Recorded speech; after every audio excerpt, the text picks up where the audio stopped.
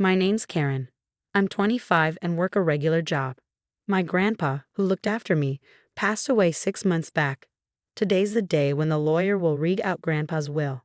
So I went to his house with my older sister Susan, who's my only family. Our folks died in a crash 20 years ago, so we grew up with our grandparents.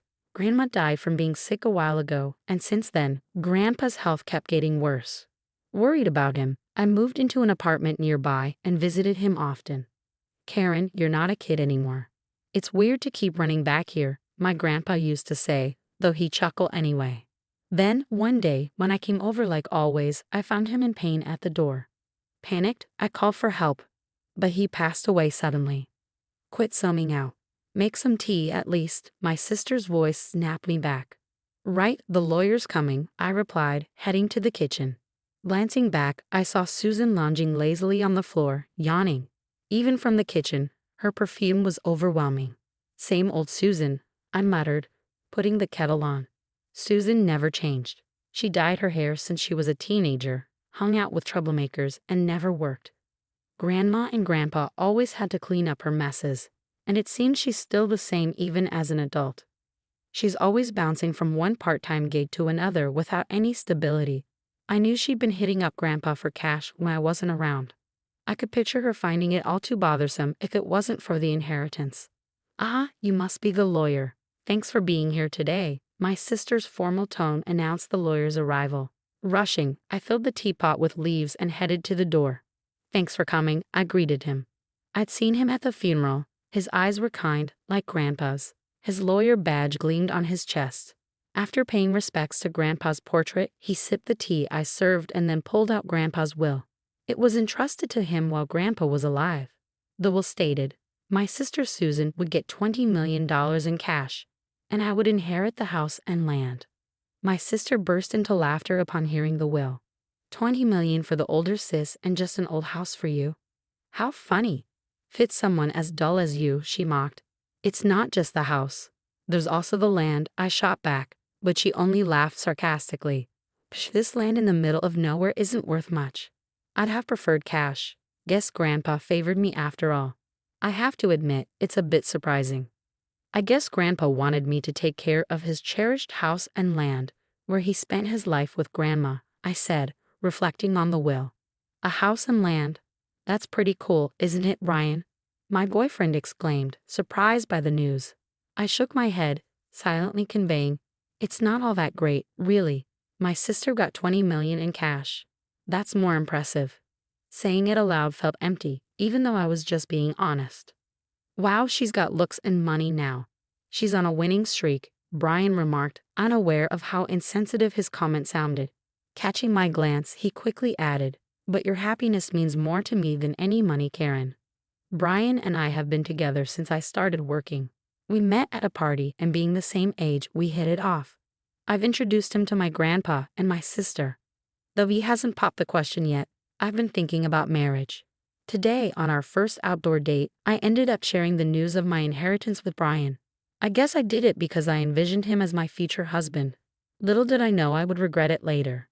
A few days later, I went to the family home I inherited from my grandfather. I planned to tidy up and organize his belongings. The property was spacious, but the house was simple. I thought I could handle it alone as I looked around and contemplated. It's close to my job. Maybe I should move in here. Living peacefully with a cat doesn't sound too bad. No rent to worry about, and any upkeep expenses should be manageable since I've been saving up. Maybe someday with Brian. Blushing at the thought, I shook my head to clear it. Ready to get started on cleaning, I rolled up my sleeves, but then my phone rang. My sister's name flashed on my phone screen. Hey Karen, having a blast all alone in that old house? My sister sounded tipsy, elongating her words in her usual manner. But today it was worse than usual. Looks like you're hitting the bottle, huh? It's still daytime, I remarked with a sigh, to which she let out an exaggerated sigh in return. Oh, you're such a goody two-shoes. I was right, she was definitely drinking. I was thinking about moving in here eventually. I replied, hoping to wrap up the conversation quickly. Really? I'm lounging in a fancy hotel suite right now, my sister exclaimed in an overly dramatic tone. Guest is keeping me company? I have no clue. Boring. That attitude won't win Brian over, she teased.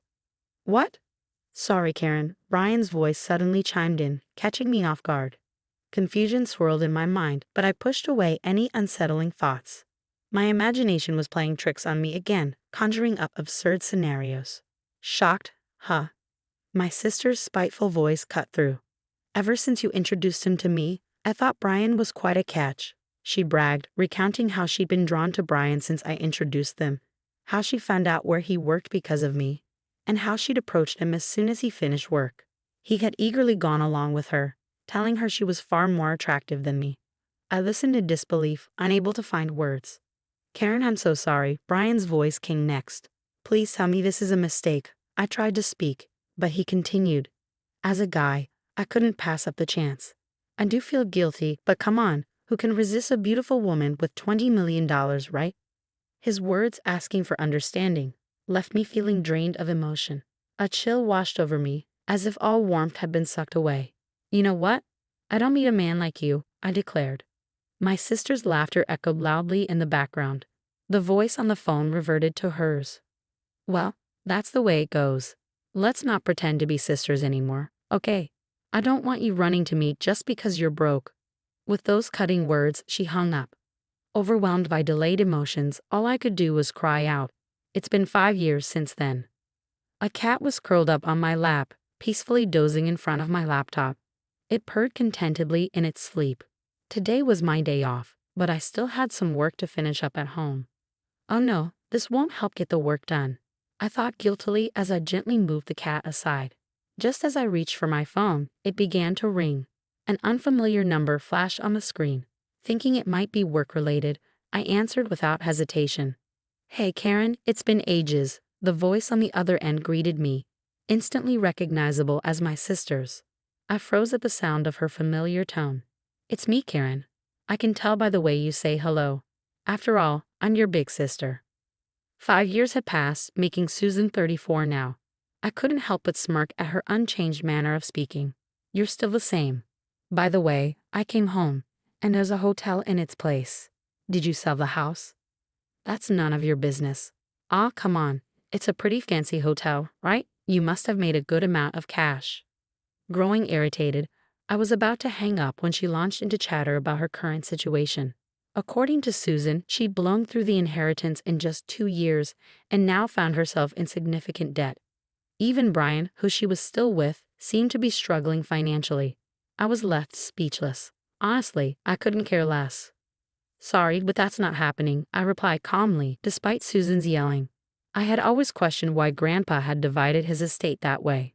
But on the day you took Brian from me and cut ties, I finally understood. I began to speak slowly. 5 years ago, when Brian ended things, I was devastated. After sobbing my heart out, I sat numbly in my room, lost in thought. I'm such a fool, I whispered, tears streaming down my face once more. My gaze fell on a painting I had crafted as a child and given to my grandfather. He had cherished it, framing it and displaying it with pride. With shaky hands, I retrieved the painting. Grandpa, as waves of nostalgia and loneliness washed over me, tears blurring my vision, I noticed something fall from the back of the frame. Picking it up, I realized it was a fresh sheet of notepaper addressed to me. I remembered how, as a child, I used to stick notes on the back of that frame, exchanging secret messages with my grandfather. It was like our family journal. Knowing I would inherit the house, he must have assumed I would find this note. I was grateful I noticed it. The thought of leaving it unnoticed sent shivers down my spine. To Karen, the letter began, dated just before my grandfather's passing. I knew you'd find this letter eventually. You're probably wondering why I divided my estate this way, giving cash to your sister and leaving you the old house and land. It may seem like I favored Susan, but that's not true. Despite appearances, I wanted to leave most of my estate to you, who cared for me until the end. Finally, everything clicked into place. Despite Susan's words, Grandpa valued me more, huh? I'm sure Susan's cruel remarks hurt deeply at the time. Despite my greater love for Grandpa, a pang of jealousy, I continued reading the letter. But Susan wouldn't be satisfied with a fair split. This girl, even as her grandfather, I must admit, she's terribly greedy. Just like her grandpa. She even stole my boyfriend. That's what I want to tell him deep down, I thought to myself. That's why I set things up this way. At first glance, Susan may seem to have gotten the better deal, but she won't pay much attention to your share. According to Grandpa's letter, the value of this land in our area keeps increasing due to ongoing urban development.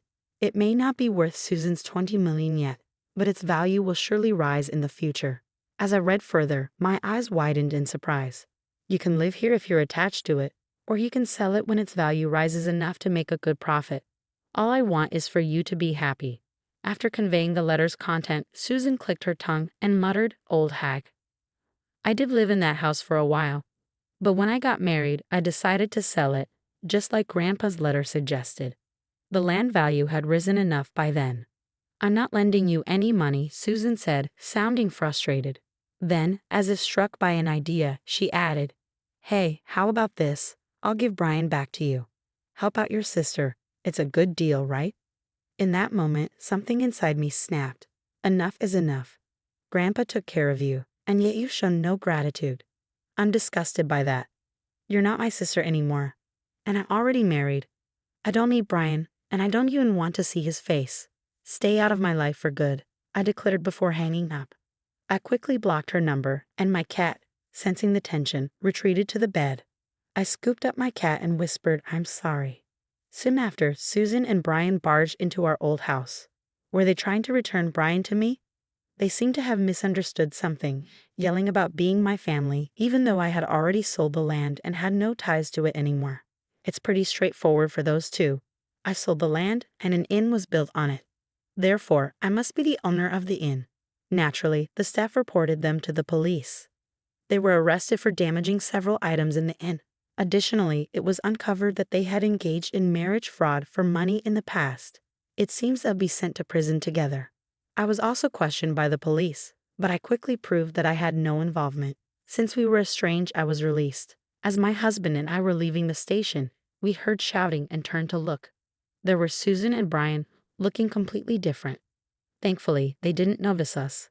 Both of them had disheveled hair, worn-out clothes, and looked nothing like the people I remembered. Especially Susan, who never went without makeup and stylish attire, looked drastically different. They were likely being transferred to another location. As I watched them, a wave of melancholy washed over me. My husband and I exchanged a glance, and he offered his hand. I took it, and together we left the police station. "Are you all right?" My husband's eyes were full of concern as he looked at me. "I'm okay. I have you and our little one," I said, placing my hand on my slightly swollen belly and returning his smile. "There's a new member of our family growing inside me. Money is important, but there's something even more precious. That's what I want to instill in our child with you by my side."